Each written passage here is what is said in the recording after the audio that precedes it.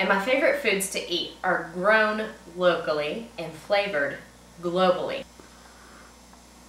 Hi, I'm Brandy, and my favorite foods to eat and cook are grown locally and flavored globally.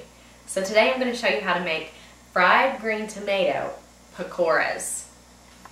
I'm going to start with 3 medium green tomatoes from my garden, also 3 jalapenos of varying ripeness from my backyard, 1 cup of chickpea flour, 1 teaspoon each of cumin seed and coriander seed whole. Normally I would toast these on the stove before grinding to bring out the flavors, but because the pakoras are deep fried in hot oil, the flavors of the whole spices really come out when they get deep fried. So I'm going to go ahead and grind those up into a fine powder. I'm also going to use a 1/4 teaspoon each of cayenne pepper and black pepper ground. These go into the chickpea flour along with my ground spices. And I'm going to put the tomatoes into my food processor on the coarse grate setting. Now, the fried green tomatoes actually inspired me to make this dish because I don't know anyone in Kentucky, or the South for that matter, who doesn't like fried green tomatoes. So, what a great way to introduce my family to some global flavors. Now, I opened my eyes to the culinary world, shall we say, when I was traveling abroad during college. I spent a semester in London, England, and you really can travel the culinary world in London. They have quite the restaurant scene these days. So I started to try things that I'd never tried before. I was used to fresh ingredients. My grandmother grew mostly all the vegetables that our family ate in her garden in our backyard. So I was used to fresh ingredients, but I didn't know about the flavors of India or the flavors of Thailand until traveling abroad. And so it's really fun to take ingredients that I can grow and combine global flavors with them. Okay.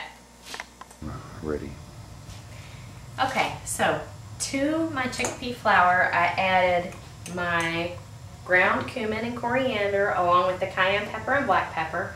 I have drained the grated green tomatoes in a colander because they get quite wet. So I'm going to put those into the chickpea flour along with the jalapenos. By the way, you can get chickpea flour at Indian stores or sometimes Middle Eastern stores. I'm going to mix this up with a fork. And if you can't find chickpea flour, you can grind your own chickpeas.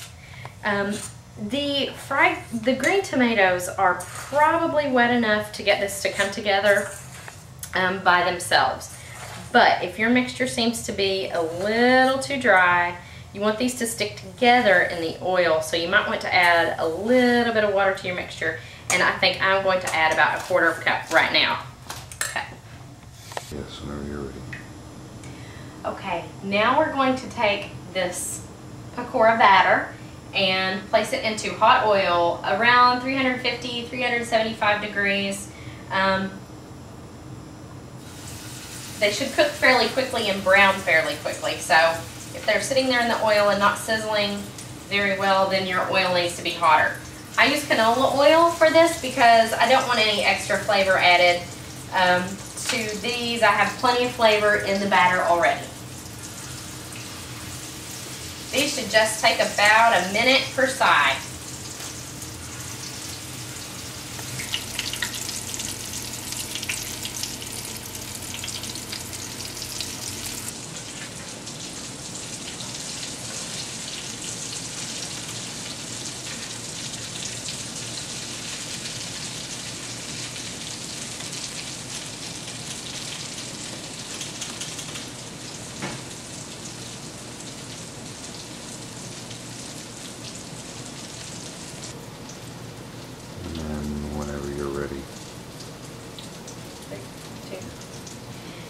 When these are nice and golden brown, you're going to want to pull them out and drain them on paper towels. You're going to want to eat this right away, but don't. You'll burn your mouth off. Wait just a few minutes to taste these. These would be delicious with mint chutney or plain yogurt, or if you live with a 5-year-old, as I do, ketchup.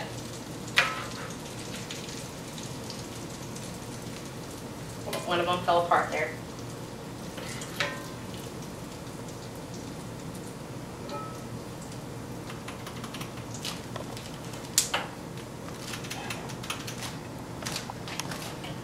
These are my green tomato pakoras.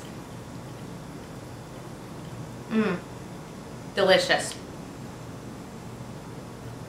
Local ingredients, global flavor. And if I'm the next Food Network star, I'll show you how to cook one of these. Kentucky Cushaw, Italian style.